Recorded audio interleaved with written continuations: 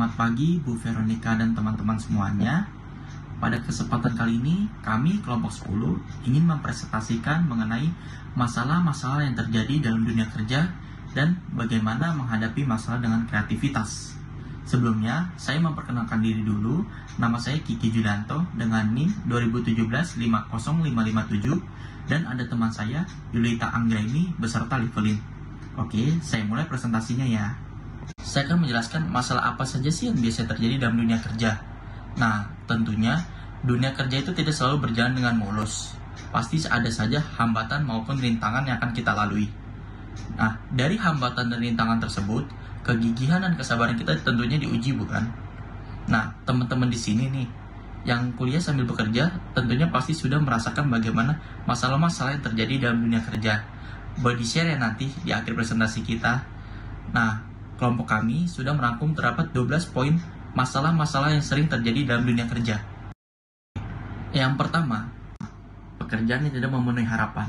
Nah, biasanya nih, bagi para pekerja yang sudah bekerja, tentunya tidak sesuai dengan ekspektasi yang ia inginkan. Karena terkadang ia menginginkan suatu promosi kenaikan karir atau kenaikan jabatan. Nah, hal itu tentu sangat sulit didapatkan karena persaingan yang ketat. Banyaknya lulusan atau para sarjana yang baru lulus tentunya ingin memiliki pekerjaan yang langsung ia dapat agar mendapatkan penghasilan untuk menutupi biaya kuliahnya, bukan?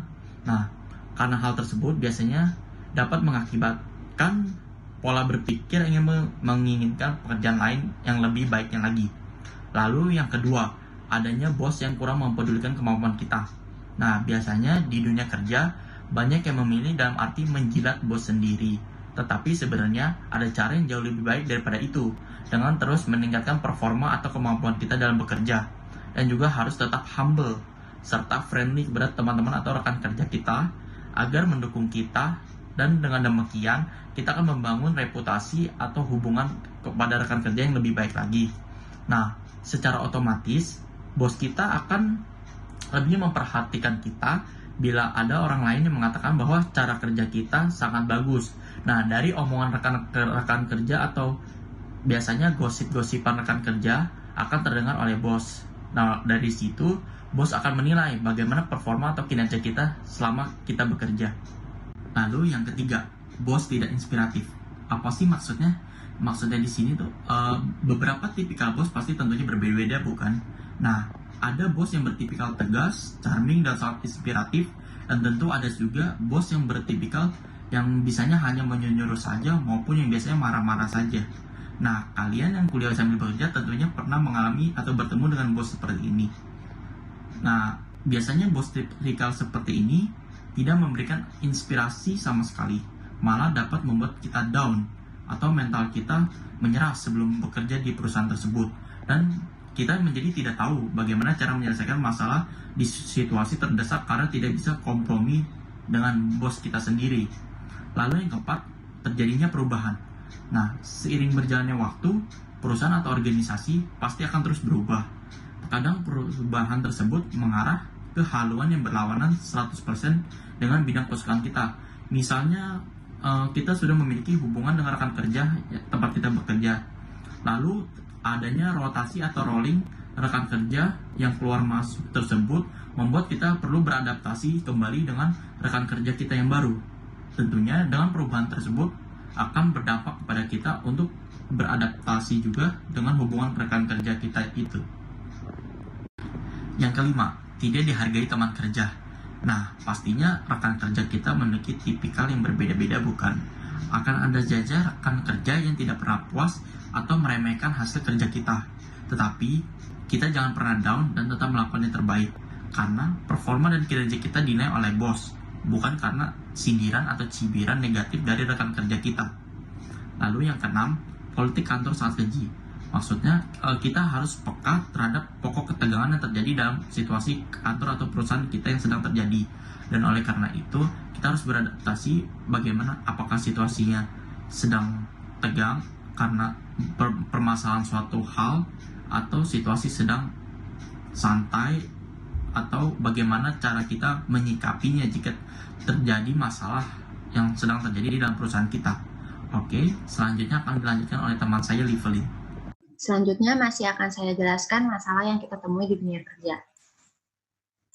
Yang ketujuh, satu orang yang salah, semua kena. Maksudnya tuh kayak hampir di seluruh perusahaan atau organisasi, kita memiliki satu karyawan yang suka buat masalah. Misalnya kayak dia datang ke kantor itu nggak tepat waktu, selalu telat setiap harinya. Atau dia nggak menyelesaikan pekerjaan dia tepat waktu gitu. Misalnya dikasih waktu 1 minggu untuk menyelesaikan pekerjaan dia. Namun ternyata dia menyelesaikan pekerjaan dia itu lewat dari waktu yang sudah ditentukan. Setelah lewat waktunya, terus diperiksa atau dicek pekerjaan dia, ternyata ada beberapa pekerjaan dia yang salah. Nah, ini itu akan membuat rekan kerja yang lain terkena imbasnya. Selanjutnya yang ke-8 ada gaji yang kurang sesuai.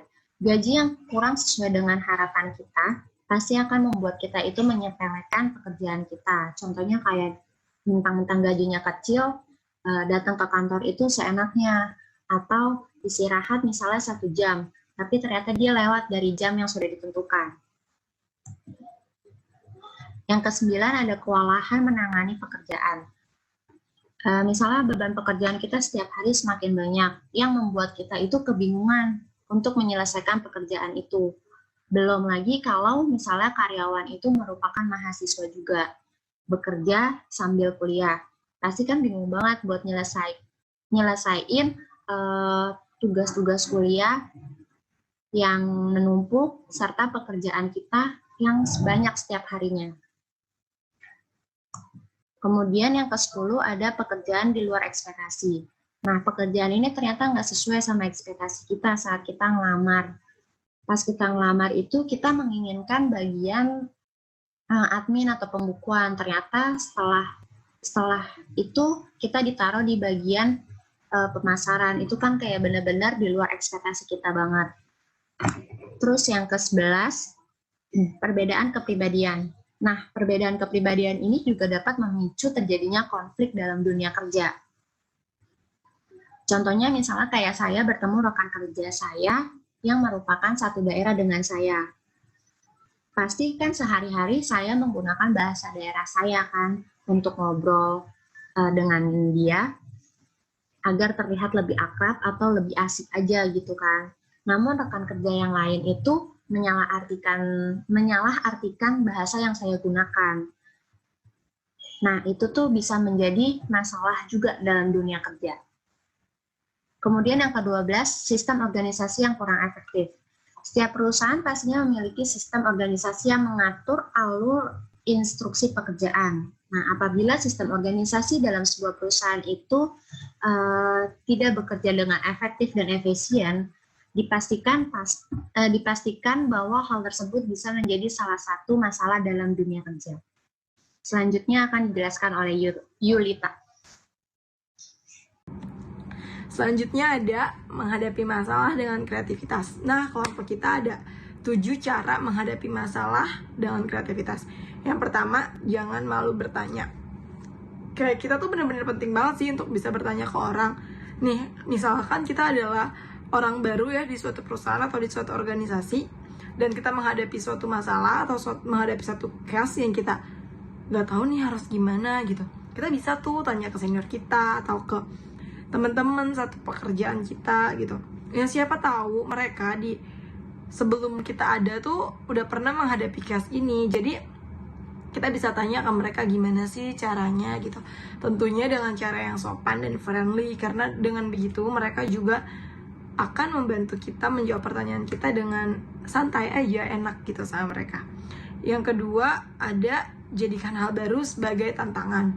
Nah, ini penting banget. Kita nggak boleh insecure atau underestimate sama diri kita, kayak kira-kira gue bisa nggak ya lakuin hal itu kita nggak boleh. Jadi kita harus kayaknya kalau gue lakuin itu bakalan bisa deh, seru juga ya kalau gue coba hal-hal baru kayak gitu, dan itu juga nggak akan ngerugiin kita sama sekali. Even itu akan fail, akan gagal nantinya, andaikan itu gagal, jelek-jeleknya itu gagal, ya itu akan jadi experience kita ketika nanti di someday somehow akan yang sama lagi. Jadi kita akan menyelesaikan masalah itu lebih baik dari sebelumnya. Makanya kita harus menjadikan sesuatu hal yang baru itu sebagai tantangan.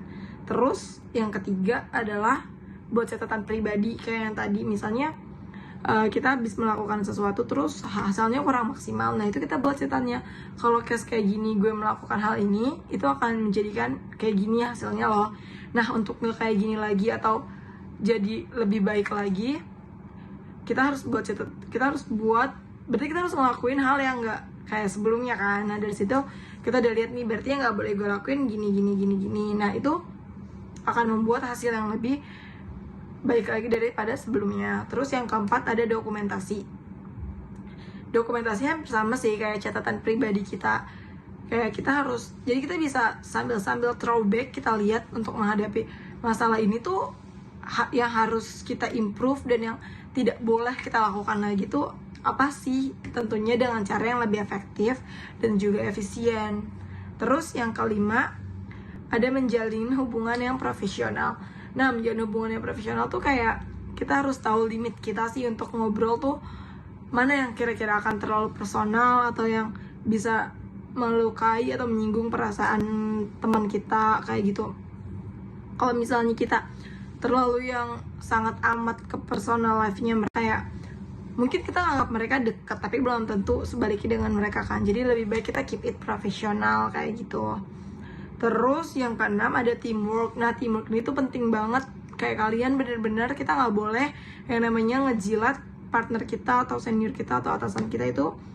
Ya someday somehow itu dibutuhkan sih sedikit-sedikit dalam dunia kerja. Tapi kalau misalnya kita yang ngejilat sampai menjatuhkan orang lain, mencari kesalahan orang lain, cuci tangan dalam artian kayak kita buat salah tapi kita nggak mau bertanggung jawab, malah melampiaskan untuk orang lain, itu bener-bener sangat amat tidak baik untuk dalam dunia pekerjaan kayak gitu. Jadi kita harus teamwork yang ada, yang seharusnya kita malah saling tutup menutupi untuk kerjaan teman-teman kita atau saling mengimprove untuk mencapai goal yang memang kita tuju dari awal kayak gitu. Terus yang terakhir juga ada jangan tunda masalah. Jangan tunda masalah itu maksudnya tiap kita menghadapi masalah kecil aja harus kita langsung selesaikan. Jangan kita buat itu sepele, ntar juga gampang lah, besok juga bisa gue langsung selesain kayak gitu. Itu nggak baik. Jadi kayak ketika ada masalah ya udah kita harus tuntasin itu dulu. Ya sambil berjalan aja kayak gitu. Kalau misalnya kita tunda-tunda yang ada, kita bisa lupa. Pertama kita bisa lupa kan. Kalau misalnya apalagi kalau kita juga nggak buat catatan, kita bisa lupa. Terus bisa kayak pas tiba-tiba ada someday yang kayak itu ditanya, ini kita tuh kayak baru, oh iya itu kan kemarin gini-gini, dan itu kayak udah telat banget. Jadi harus langsung kita telah ya gimana nih cara selesain masalahnya kayak gitu. Pokoknya kita, dan nanti juga kalau kita makin tunda-tunda itu bakalan numpuk yang nanti kita akhirnya bingung, aduh yang ini aja belum kelar, ini juga belum kelar gitu. Dan kayaknya tuh menurut aku ya juga ada beberapa case, misalnya dari satu case kecil nanti kalau misalnya itu bisa merembet jadi hal besar. Jadi ketika ada case kecil kita belum selesain, gimana kita bisa selesain juga yang case lebih besarnya lagi. Gitu sih teman-teman. Sekian dari penjelasan dari kelompok kami. Terima kasih.